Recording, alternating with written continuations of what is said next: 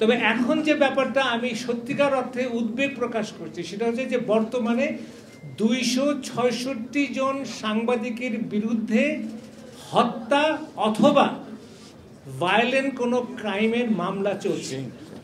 এটা কিভাবে সম্ভব? ডিজিটাল আইনেও 200-র মতন বোধহয় বা কিছু বেশি সাংবাদিক হয়েছিল, 266 সাংবাদিক আজকে খুনের মামলা অথবা ভায়োলেন্ট ক্রাইমের আসামি। এটা আমি সাংবাদিকতা এবং আপনাদের সবাইকে বলছি, এটা আমাদের অসম্মানের কারণ। এটার অর্থ এই নয় যে কেউ কোনো দোষ করেনি। দোষ করে থাকলে তাকে সঠিকভাবে মামলা করে তাকে শাস্তি দেন, এবং তার সাংবাদিকতাতে আমরা কোনোভাবেই তার পাশে দাঁড়াবো না যদি সেই সত্যিকার অর্থে সমাজের বিরুদ্ধে বা এই আগস্ট জুলাইয়ের আন্দোলনের বিরুদ্ধে তার অবস্থান ওরকম থাকে। কিন্তু আজকে 6 থেকে 7 মাস হয়ে গেছে তারা এই মামলায় পড়েছে। আজ একটা কদম এগোয় নাই ইনভেস্টিগেশনের ব্যাপারে। তো এটা আমি সরকারকে ধন্যবাদ জানাই যে ওই সাংবাদিকদেরকে অ্যারেস্ট করা হয় নাই, কিন্তু ওই সাংবাদিকরা তো একটা রেপুটেশনাল হার্মের মধ্যে পড়েছে। তারা তো তাদের দৈনন্দিন জীবন এখন তো বলতে পারেন যে একটা ভয়ের মধ্যে থাকে। তারা মব জাস্টিসের জাস্টিস হতো মব আক্রমণের তারা ভয় থাকে, এবং এরকম দু একটা ঘটনা ঘটেছে। আরেকটা কথা, এই মুহূর্তে 13 জন সাংবাদিক জেলে আছে।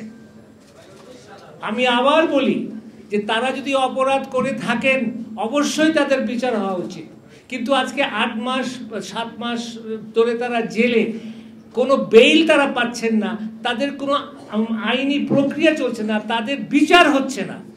তাহলে এইটা কি চলতে থাকবে? এবং এখন যে মামলার যে প্রবণতা, আপনি 100 জন 50 জন 20 জনের বিরুদ্ধে মামলা, তার মধ্যে একটা সাংবাদিকের নাম ঢুকাই দিল। আমি অনুরোধ করতে চাই সরকারকে, সরকার বিশেষ করে আইন উপদেষ্টা বলেন আমাদের কিছু করার নাই, জনগণের অধিকার আছে, তাদের মামলা করার অধিকার, আমি মেনে নিলাম মামলা করার অধিকার, বাট কোনো আইনের যদি অপপ্রয়োগ হয়, কোনো আইনের যদি মিসইউজ হয়, তাহলে কি সরকার কিছু করবে না? সেখানে আমার বড় প্রশ্ন, এবং আমার কংক্রিট প্রস্তাব হচ্ছে যে সরকারের হয়তো অনেক ব্যস্ততার জন্য এই 266 সাংবাদিকের কেস তারা হয়তো দেখতে পাচ্ছে না, বাট তারা র্যান্ডামলি 10-15টা কেস দেখুক না, যেখানে 20-25 জন সাংবাদিকের মধ্যে 20-25 জন আপনার অভিযুক্তের মধ্যে 1-2 জন সাংবাদিকও আছে, দেখুক না সরকার।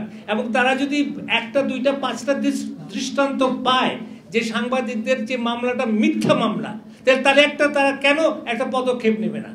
বারবার বলা যে আমাদের কিছু করণীয় নাই, আমাদের কিছু করণীয় নাই, আমি মনে করি এটা যারা এই মামলা দিয়ে সাংবাদিকদেরকে হেনস্থ করছে তাদেরকে আরো বলিষ্ঠ করা হয়।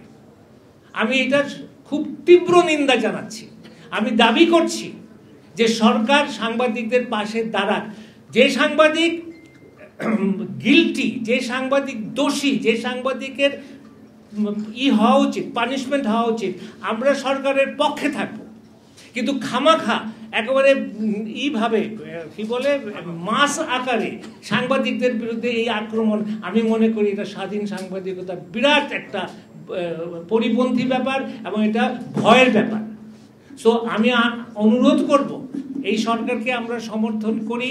এই সরকার পরিবর্তনের সরকার, এই সরকার সংস্কারের সরকার, এই সরকার আশা করি আমাদের আরো গণতন্ত্রকে বলিষ্ঠ করার সরকার, মত প্রকাশের স্বাধীনতাকে দৃঢ় করার সরকার। কিন্তু এই মুহূর্তে সাংবাদিকদের উপরে যে নির্যাতন হচ্ছে এই মামলা মাধ্যমে, এবং এটাও শুনেছি আমরা যে হত্যা মামলা কেন হত্যা মামলা দেওয়া হয়, কেন হত্যা মামলায় বেইল পেতে অসুবিধা হয়। তো যে দিচ্ছেন মামলা সে পরিকল্পিতভাবে হত্যা মামলাকে জড়াচ্ছেন, কেননা যেন সে বেইল না পায়।